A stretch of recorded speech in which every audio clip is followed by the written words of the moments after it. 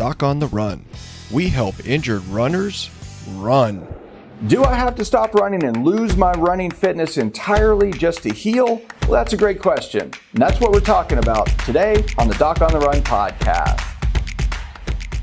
This morning I was doing a call in the Injured Runners Aid Station, and this is where recovering runners come and show up to ask me specific questions about what exercises can they do, whether or not they should run, how they should run, how long they should run, how fast they should run, all these questions that may make you a little nervous when you've had an injury, you're getting better and you're getting back to running. Now, this was a great question. This was someone who actually had said, my doctor said that since I got a running injury, the solution is to stop running. And I know that's really rubs runners the wrong way, and it would really irritate me too if a doctor told me that. So when I think about this and what I actually explained to this runner, I thought you might find useful to hear. When I think about this, there are really two approaches. That's it. There are only two approaches with this idea. The first one is you get, let's say, a metatarsal stress fracture.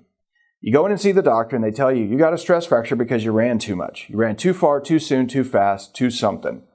But that's why you got the stress fracture. So to get it to heal, you're going to have to stop all that and just let it heal, and then you can start running again. So basically their approach says, stop exercising, rest, and pay your copay at the front desk on your way out of the office. That's the normal doctor approach. And yes, that will heal your stress fracture. It will. It will definitely. If you stop running and you stop doing anything, you stop all stress applied to the bone, it will definitely make it heal. But there is another way, and that's the way that I teach to runners in the metatarsal stress fracture course, in the 12 steps presentation that I do, in Zoom calls with runners, house calls. This is my approach with athletes, and this is basically what I teach to physicians at medical conferences, that there is a different way. It is different. What I say is that you have an injury. What you do first is you need to figure out your baseline numbers, in terms of like assessing what to do in terms of maintaining running fitness. That's a really crucial piece. And it's one of the 12 steps. It's not actually the very first, but it is one of the steps in that process. You need to figure out what your baseline numbers are.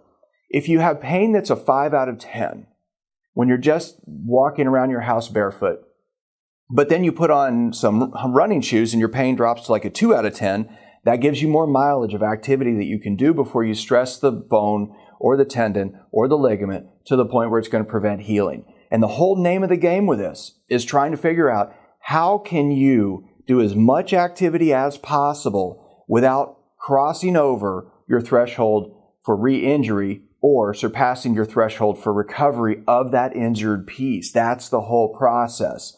So you basically figure out what are your baseline numbers. You reduce the inflammation to wipe out the inflammation that's causing distension in the tissue and sort of falsely elevating your pain levels.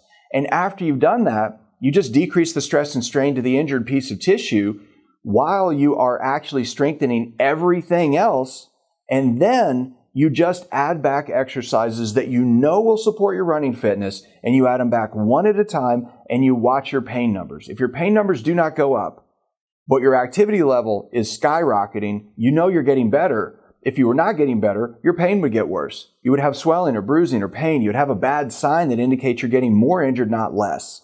So that's part of the process I teach in the 12 steps to rapid running injury recovery. It's just a web class where I go through and I explain all of these steps in detail about what you really have to do if you're a runner and you get an injury and you do not want to lose all your running fitness while you're sitting around waiting for one piece of tissue to heal. Remember, it's one thing, one bone, one tendon, one ligament. It's not your entire body.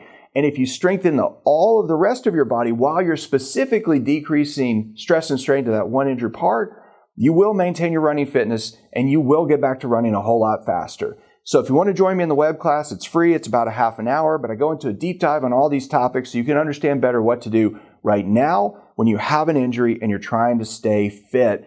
Just go to docontherun.com/12 steps. You can join me and I'll see you in the training. Doc on the Run. We help injured runners run.